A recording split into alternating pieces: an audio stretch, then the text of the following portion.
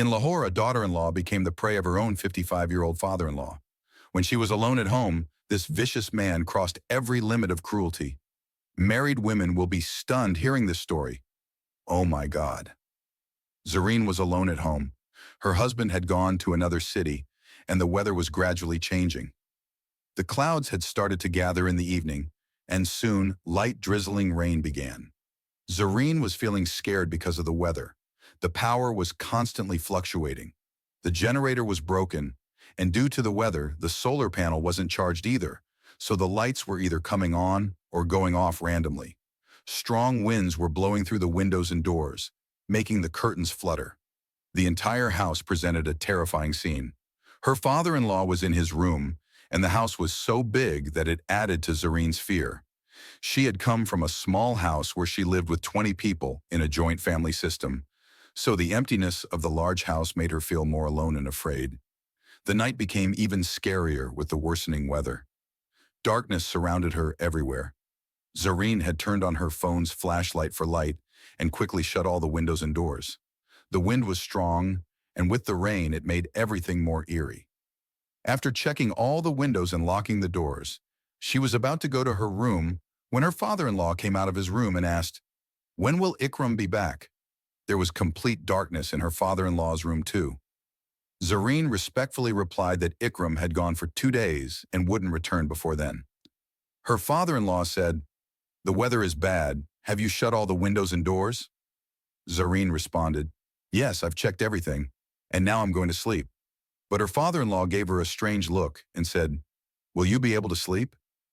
Zareen was startled by his words and replied, "I'll call Ikram, check on him, and then sleep." She thought he was asking because of the darkness. He then said, "Don't disturb Ikram. It's late and he might already be asleep. If you can't sleep, come to my room." Zareen felt strange hearing this. Why would a daughter-in-law go to her father-in-law's room at night, especially when her husband wasn't home and the house was so dark? So she refused and said, "I'll sleep in my room." Her father-in-law took a few steps closer and said, "Zareen, look at the weather. It's so bad. How can you stay alone in your room? If Ikram were here, it would be a different matter. You always care for me, so I can do this much for you." With that, he grabbed her arm. Zareen was completely taken aback. She looked up at him in fear as a smile spread across his face. "Come on, daughter-in-law. I'll come to your room so you won't feel lonely. It's hard to live alone, you know."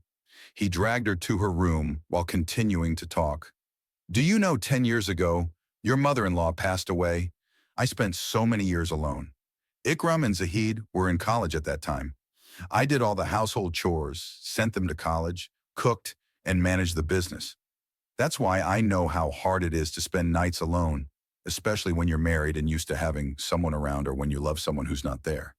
It's even harder in weather like this." He pushed her onto the bed and stood in front of her. Zareen was terrified by his action.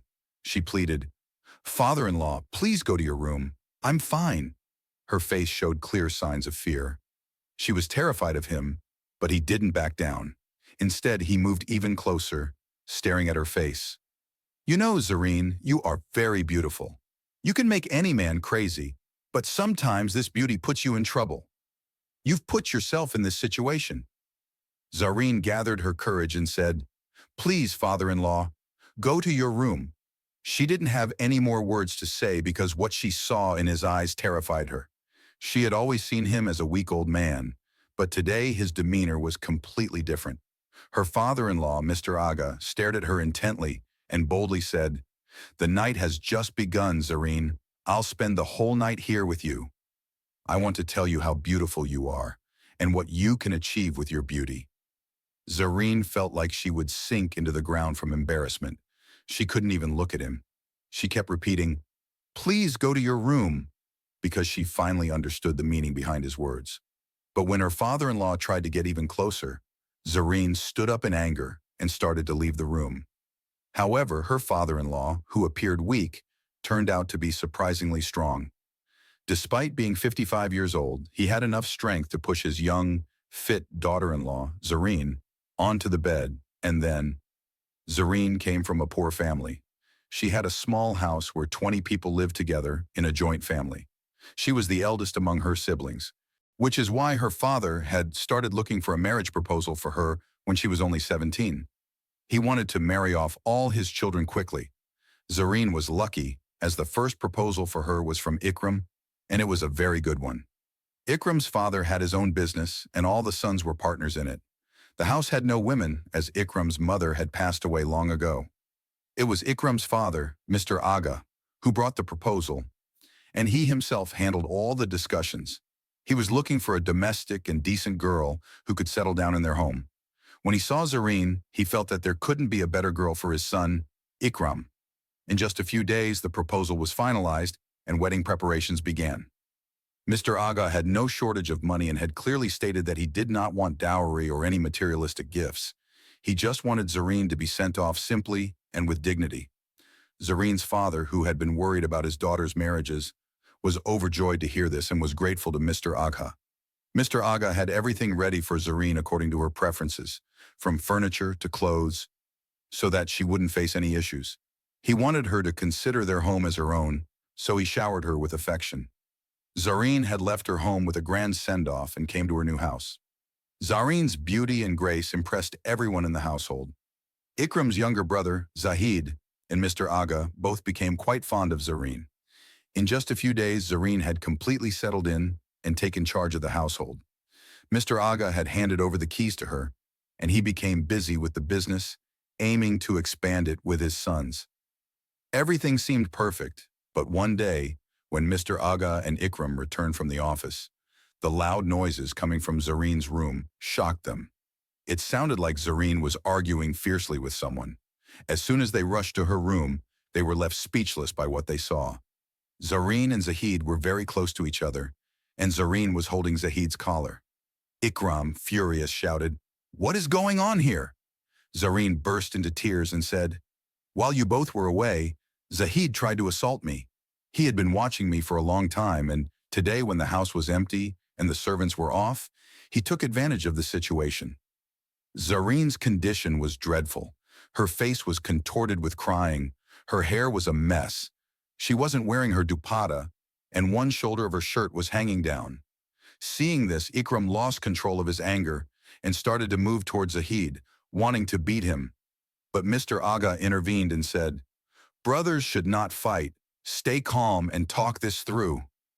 Mr. Aga then asked Zahid, "What happened?" Zahid replied, "Father, I did nothing wrong. I came home early because I had a headache and went to ask for tea. I saw Bobby, Zareen, in a semi-nude state." Before Zahid could say more, Ikram slapped him hard and grabbed his collar, dragging him out of the room. Ikram shouted, "How dare you speak about my wife like that? Get out of my sight right now." Mr. Aga intervened and managed to take Zahid to his room, but Ikram stood firm, saying, "If Zahid stays in this house, neither Zareen nor I will stay here." Zareen, crying, said she was scared of Zahid. Her condition was really bad. She was either screaming or crying. She then fell to Mr. Aga's feet, saying, "I considered you my father, but I didn't know my honor wouldn't be safe in this house. I want to go back to my parents' house." Hearing this, Mr. Aga became very worried and didn't know what to do. Ikram believed his wife completely, and he was unwilling to live with Zahid. On the other hand, Zahid claimed he had done nothing wrong and that it was Zareen who was at fault. He called her a morally corrupt woman. As soon as Zahid said this, Ikram raised his hand to hit him again, but Mr. Aga intervened and tried to mediate.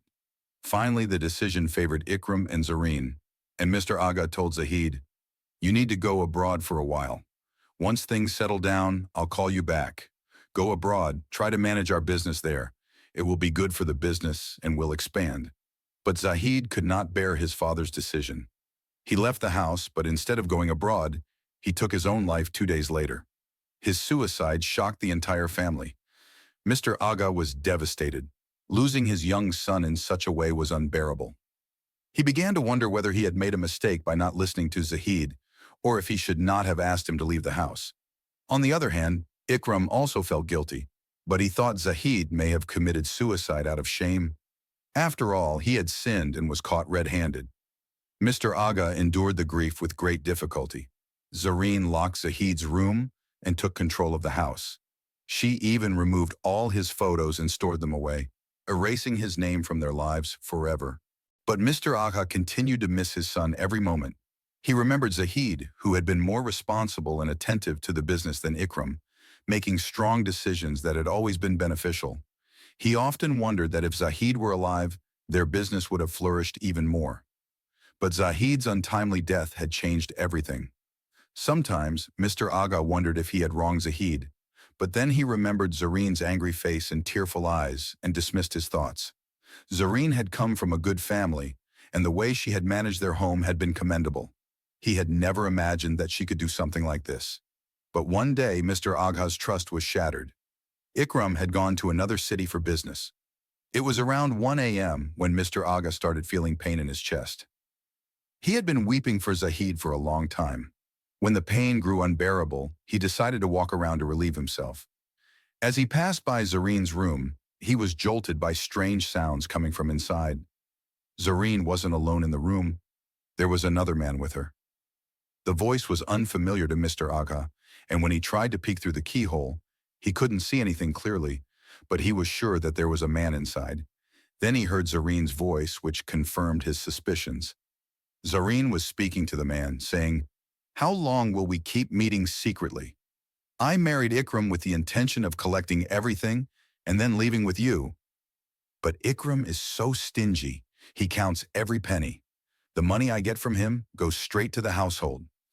I don't even have enough jewelry, and I don't know when I will be able to gather everything. I can't live without you," the man responded. "Zareen, I've endured the fact that you married Ikram with a heavy heart, but if you act hastily, everything will be ruined. You need to get Ikram to transfer some land or property to your name, then we can leave together and marry." Zareen replied, "I'm trying, but you know last time, Zahid saw us together. But before he could tell anyone, I cleverly got rid of him for good. Thank God he's gone. If he hadn't died, we'd have been in constant fear that he'd expose us. But I'm worried that someone else might find out. And if that happens, our whole plan will be destroyed." Zareen hugged the man and said, "I can't live without you, Wajahat. I love you so much." Zareen's worry for the future was evident, while the man reassured her, "No one will find out. That old man, Mr. Agha, takes his medicine and sleeps. He's so consumed by Zahid's death that he doesn't care about anything else. Ikram is always busy with business and doesn't have time for anything. You should focus on getting everything transferred into your name." Mr. Agha recognized the voice now. It was one of the employees from his company, Wajahat.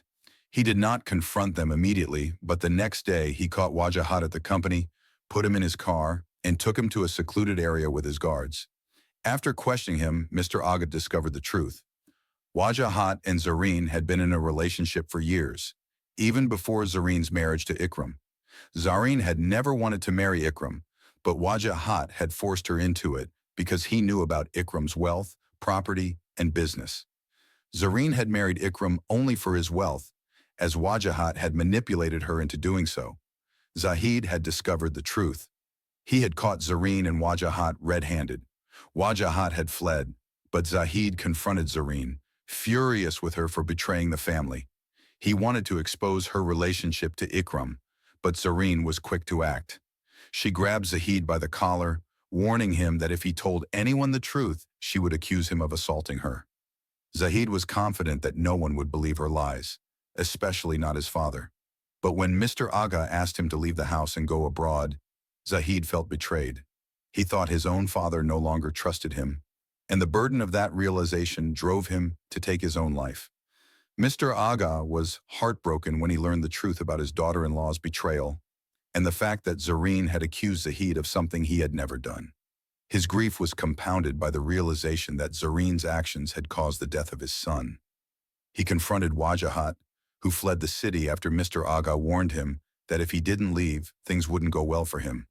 Wajahat knew Mr. Agha's influence, and realizing that he wouldn't gain anything from Ikram's wealth, he abandoned Zareen, cutting all ties with her. One day, Mr. Agha found Zahid's diary in his room, which revealed the painful truth. Zahid had witnessed Zareen and Wajahat together, and had tried to warn the family. But no one had believed him. His heart broke even more, realizing how his son had been misunderstood and isolated before his tragic death. The same evening, Ikram left for another city for business, and Zareen appeared before Mr. Aga. He took her into his room and confronted her harshly. He told her that he knew about her affair with Wajahat and threatened to report her to the police for adultery. He demanded that she confess to everything. Zareen, terrified, began to beg for forgiveness, but Mr. Aga was consumed by anger and grief. He slapped her so hard that her lips bled, dragged her by the hair, and slammed her head against the wall. In his rage, he unleashed all his pain over the loss of his son onto Zareen. After the violent encounter, Zareen fell unconscious, and Mr. Aga sat there, crying, overwhelmed by the agony of losing his son. Mr. Aga called Ikram and asked him to return home. When Ikram arrived the next morning and saw Zareen in such a state, he was stunned. He asked his father what had happened, and Mr. Aga confessed to everything, revealing all the painful truths. Ikram, in shock, couldn't understand what to do. He had lost his brother. His father's mental state was deteriorating, and his wife was lying in front of him, covered in wounds. When Zareen regained consciousness, she began to cry, begging for forgiveness. But Ikram, devastated by everything, couldn't bring himself to forgive her. He divorced her and kicked her out of the house. The next day, news outlets reported that a 55-year-old man had assaulted his young daughter-in-law, and that his son had thrown her out of the house. Zareen's family blamed Mr. Agha for the assault and Ikram for abandoning his wife. But both Mr. Agha and Ikram remained silent. An effort was filed against them, and social workers and human rights organizations came after Mr. Agha. However, no one understood the immense mental toll he was under, the grief he was experiencing. Despite all the allegations, Mr. Agha chose not to speak against his daughter-in-law, maintaining his silence to protect the family's honor. The media continued to sensationalize the story, but eventually, like all news, it faded. In the days that followed, Mr. Agha started looking for a suitable bride for Ikram's second marriage, but everyone in town criticized him, blaming him for the tragic events. People judged him based on one side of the story, not knowing the full truth behind the family's suffering. Ikram, struggling to move on, found it difficult to find a woman from a good family, as everyone knew the scandal. Eventually, he married a girl from a poor family who brought peace and happiness to the house. This story is a reminder that sometimes even good families can face disastrous consequences when hidden truths come to light. It serves as a cautionary tale that in today's world, where social media and media narratives shape perceptions, it is crucial to understand the whole story before passing judgment. Parents must keep a watchful eye on their children, ensure they are properly guided, and not let one individual's mistake destroy the entire family. One wrong decision can ruin generations, but a strong, supportive family can weather even the worst of storms.